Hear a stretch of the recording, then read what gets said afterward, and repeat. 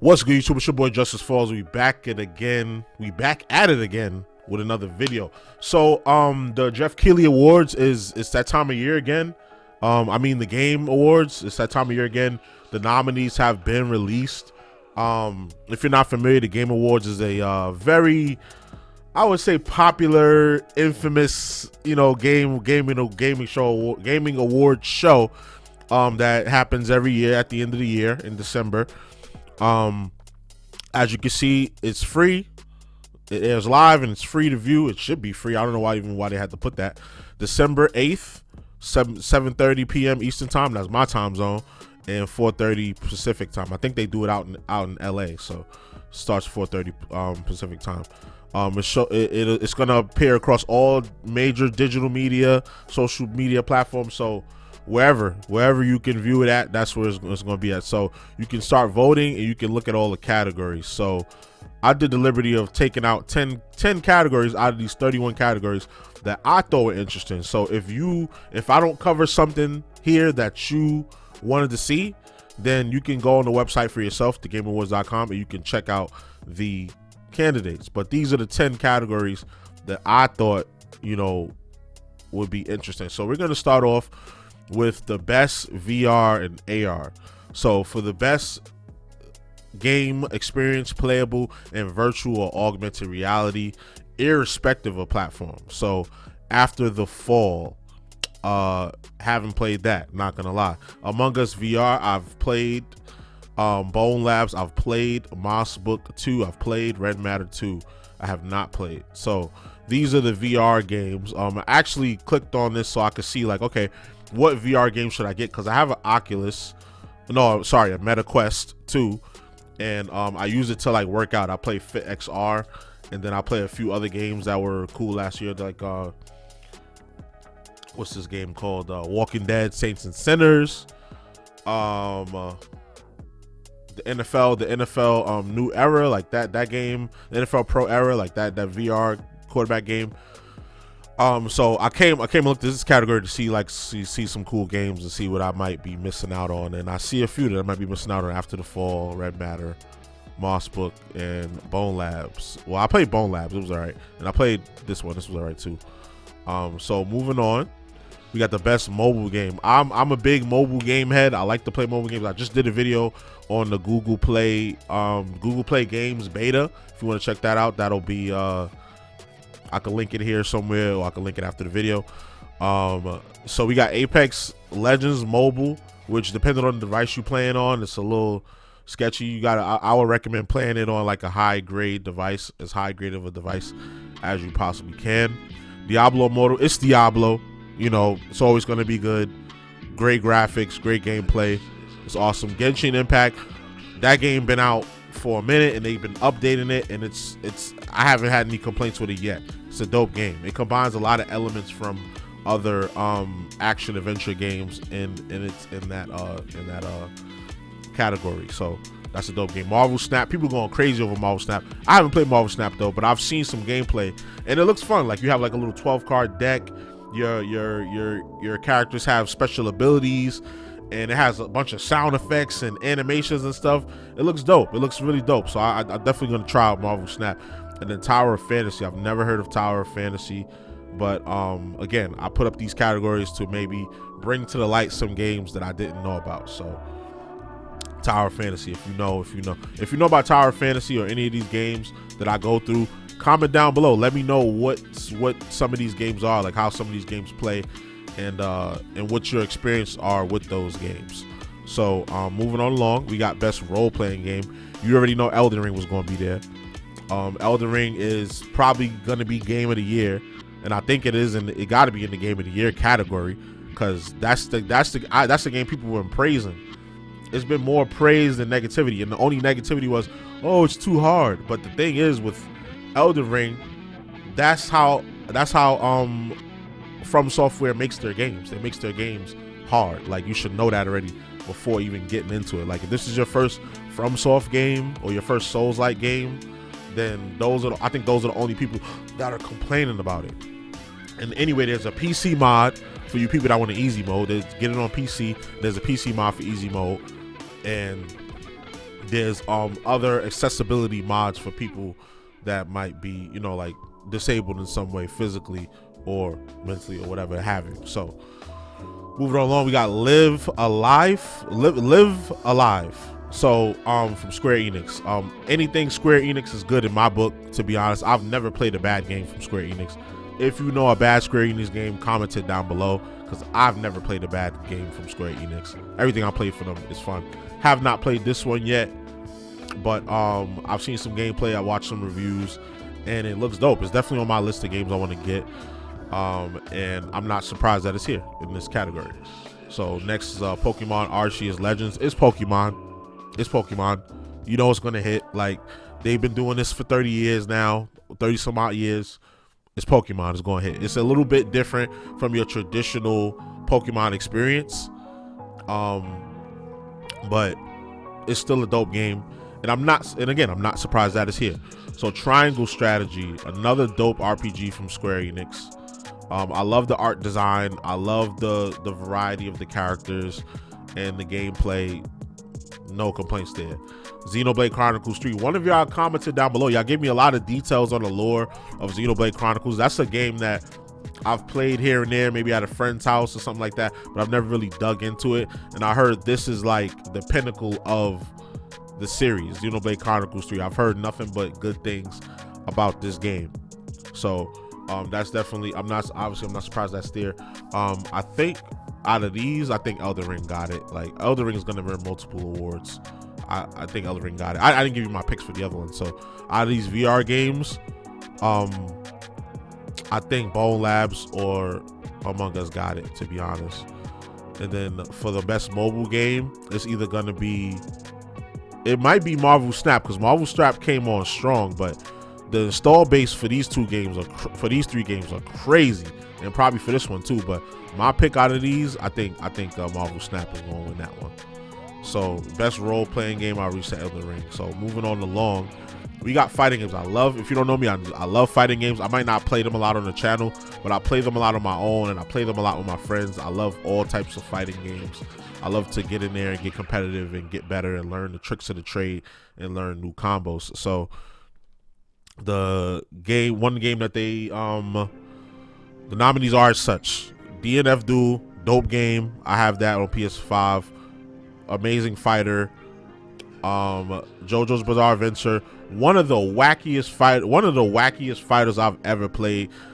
There's been a bunch of JoJo games that come out over the years, and I think this is like a upgraded, like expanded version of the PS3 version of this game, because I have this game on PS3. Like, I have an emulator, a PS3 emulator, and I play this game on there. And I think I bought this on PS5 too. But yeah, just a wacky game. It looks good. You know, CyberConnect 2, CyberConnect 2 and Bandai, that's a good cohesive unit. They always make good fighting games. It's just a very wacky fighter. I don't think it's gonna win because of how wacky it is, because of just the nature of JoJo, how wacky it is. But it has some good mechanics in it. It has some good fighting game mechanics, and a lot of the characters are pretty balanced. I haven't ran into like a broken character yet playing the game, or watching like high level gameplay, because I'm not like a super FGC. I know all the combos and all, and talking about DP and neutral and all this and frame data and all that. I'm not that big on it. I just like to play the fighting game. So moving on along, King of Fighters 15. Obviously there's been over 15 of these games, so you know the 15 one was going to be as good as any other one. I love the art style in King of Fighter games, especially this one. Again, this is a more mature fighter. Like, you really have to do the button inputs to bust out combos. There's no easy mode combos, I don't think, and not in this game. Last one I played seriously was King of Fighters 12, and I got busy on that. But like, yeah, like, you really gotta string the combos together with precise button inputs, and you can't, there's no like easy mode combos. So I always respected King of Fighters for being a fighting game that was like in that style. Next is Multiverses. I think this is going to be like a dark horse. This one might come out of nowhere, surprise everybody, and win the whole damn thing, because Multiverses is a fun game. I know it's been riddled with transactions. Like, there's a lot of transactions you got to go through, but I think it's still gonna be a dope game. And then next we got Sifu.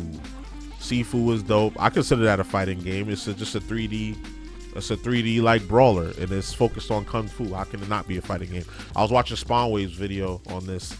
And he said that he didn't really consider it. Well, it's not. He said that he didn't really consider it a fighting game. He said, "Oh yeah, I don't know if it belongs there, but I think it belongs there. It's definitely a fighting game.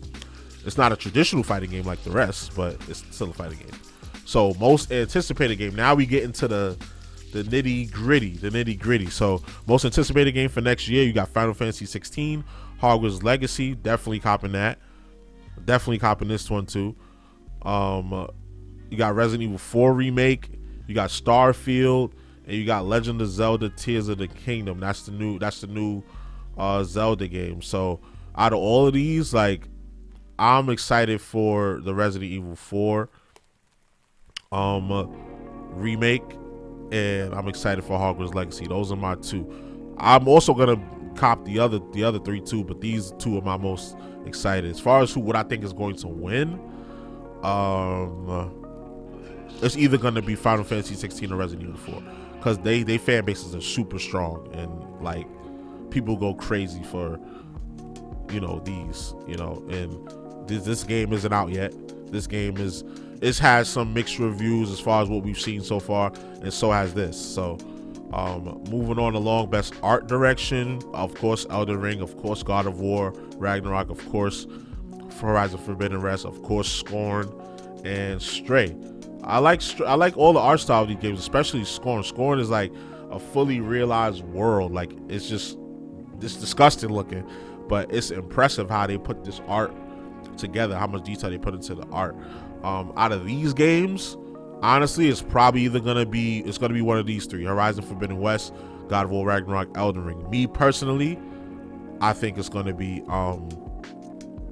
God of War Ragnarok. So moving on along, we got best action adventure game. As you see, the usual suspects. You can already see what's the game of the year candidate's gonna be. You can already kind of see it. But yeah, I think out of these, best action adventure, me, I'm a big God of War fan, so I'm gonna have to go God of War there. Next, best action game. This is gonna be a tough category because this game was fun. I played this on the channel. Sifu was fun. Neon White looks awesome. It's like it's an on rails like shooter where not on rails. You're just constantly moving. You constantly have to be moving, in order to get the best out of the game. Then you got Call of Duty Modern Warfare, Bayonetta 3. Me personally, who I think is going based off like the crowd and the popularity of these games, it's probably going to be Modern Warfare. But me personally, I'd go with Bayonetta 3. Next we got best narrative, like best storytelling and narrative development. You see usual suspects. You already know what the game of the year categories is going to be. I've never heard of Immortality, but the rest of these, it's probably gonna be A Plague Tale Requiem or God of War. Me personally, God of War fan, I'm gonna go with God of War. Never heard of Immortality. I kind of want to look at that game really quickly before we do. Like, I haven't heard of that game at all. At least every game that we've seen so far, like, I've heard of it a little bit, but like this game, I've never. Real the new Sam Barlow game. Find footage. Oh, it's like an interactive game. Okay. It's like an interactive kind of game. All right, that's interesting. That's interesting. Let me see what IGS says about it. Like, I wish this thing would hurry up. Come on now. All right, here we go. Take 3. It would appear that the recent decision by a model turned actress who starred in each of the doomed productions and subsequently never worked. Unsettling anomalies that appear while scrubbing through footage by simply clicking on objects or faces may well be a more... Oh, okay, it's one of those point-and-click interactive games. Okay. All right, I see why it's very narrative driven. So, and I guess a lot of people were playing it, but this is the only game so far I've never heard of at all. But I'm assuming it was pretty good if it's got nominated here. But you know the usual suspects is going to win. So now we go to game of the year. Obviously, you could already see from looking at the other categories that I picked that these 5 games will be here.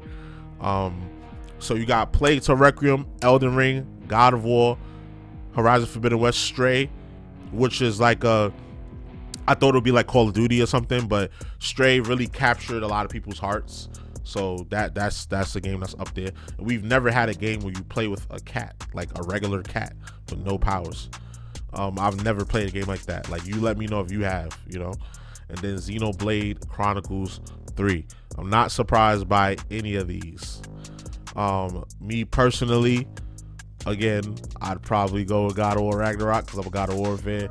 But I could easily see Elden Ring winning. I could easily see Plague Tale winning. A lot of people probably be mad at that because they didn't play, because they don't play games like that. But you know, the elitists will probably be mad at that, or Horizon Forbidden West.